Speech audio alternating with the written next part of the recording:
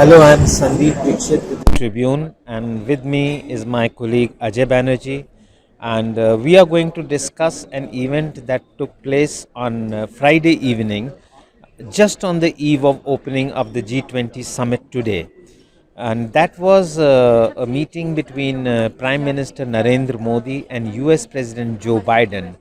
That meeting seems to have got slightly overshadowed because of the G20 summit and the run up to the G20 summit and the entire sound and noise surrounding it. But one feels that the two principals had met in less than 3 months, and there was a joint statement issued at the end of it.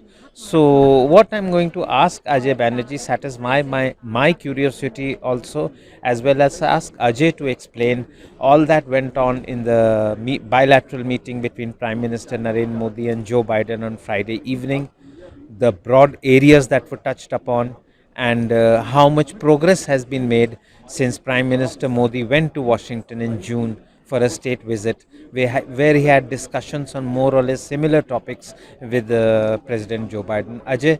Sandeep, thanks. First of all, I'll take the viewers to two little aspects of the talks. First, it was decided in June that India will tie up with General Electric for making the F414 engine and also the MQ-9B armed drones from General Atomics. So we'll first speak about the engine, Sandeep. The engine is the F414. I'll take the listeners and viewers back to a little bit of history. The F404 is also used for the Tejas, existing flights of the Tejas, which are already in the Indian Air Force. The F414, the new one engine we are talking about with the US, is an upgraded, operated version. It is much more powerful, and the engine is suitable for the Tejas Mark II, the AMCA, and also for the naval fighter jet program which we are making. So this means around 400 planes we are talking about. That means double the number of engines to be made. The General Electric has tied up with Hindustan Aeronautics Limited to make the engine in India. Yesterday, the US committed that it was committed to transfer of technology, critical transfer of technology, something which is exclusive, which nations don't share with other countries. Engine making is an art which only 4 or 5 countries in the world possess. India does not have that art of making jet engines. The General Electric is one of the better known engines in military aviation. General Electric has decided to set up a plant in India. It will transfer technologies which are critical to Hindustan Aeronautics Limited. Hindustan Aeronautics Limited is a public sector undertaking of the Ministry of Defence. The Indian side expects the first of the engines to roll out in 3 years from now. The second part of the deal which Prime Minister Modi and President Biden spoke yesterday was about the MQ-9B drones, which are popularly known as the Predator drones, made by General Atomics. These drones are capable of making pinpoint strikes high up in the air. They are also capable of surveillance. They are capable of submarine warfare. They are capable of tracking submarines. They are capable of hitting targets at sea, air, and land. Now, these drones don't come like easy. They are one of the most elusive technologies in the world. The company which is making them has been issued a letter of request. They will be making some parts of the drones out here in India. With reference to an Indian partner, they also have tied up with Indian companies to provide them some kind of work. These two are the critical aspects in defense. These were the two big ticket items, as you mentioned, and there are more such things that are in the works. For instance, Ajay, could you explain what is this master ship repair agreement that has been signed for a second time with a second company in India? And similarly, Ajay, if you could tell us what is the progress that India and the US have made in quantum computing, artificial intelligence, and space, and whether the Indo-US space collaboration will lead to an Indian landing on the moon. Sandeep, you have asked a very wide array of questions. First of all, I will start with what is happening in the defense sector, the artificial intelligence. America and India already have some kind of a tie-up. They have conducted some background work with research institutes to do artificial intelligence work, quantum computing. As the viewers and listeners may be aware that quantum computing means a totally secure communication between two point A and point B. Now, when this communication is taking place, it has to be secure. For that secure lines to be carried, it's called quantum computing.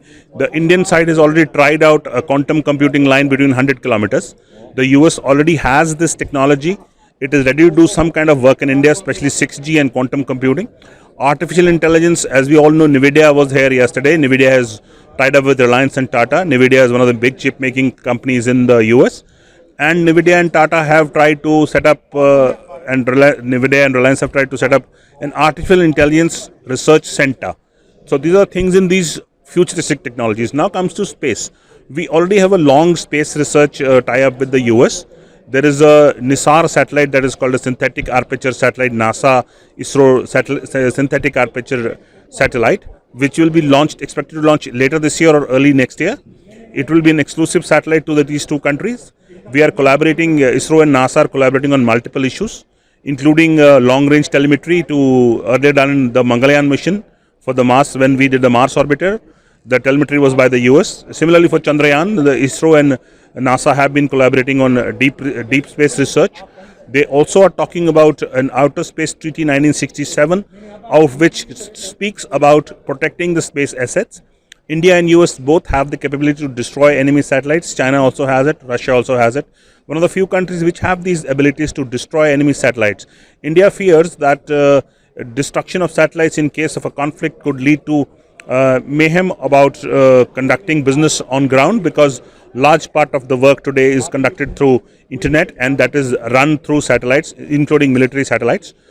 The other point which you spoke, Sandeep, is about new technologies. I would also bring in here a very critical word about semiconductors.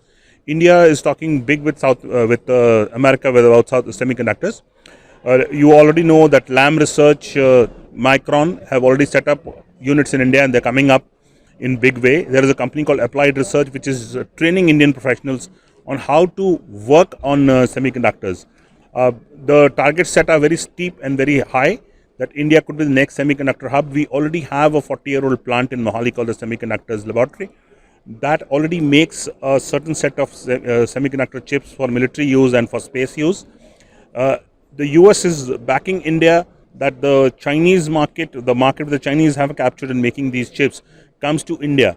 You already know that Taiwan makes a lot of these chips, and Taiwan may be in trouble, so US and Japan both are backing that these chips could be made in India. Sandeep? Those are some very interesting points that you have made, Ajay, and I would recommend to the viewers that if they have not got it, they should listen to this again, because this is what the future of India, if India is to have a bright future, then most of these elements have to become successful in the future for India to really take an upward trajectory. So Ajay, thank you so much for the tremendous exposition you have given on this.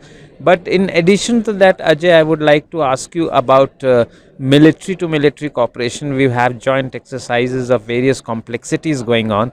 Here's the defense R&D and joint manufacturing which you've spoken about.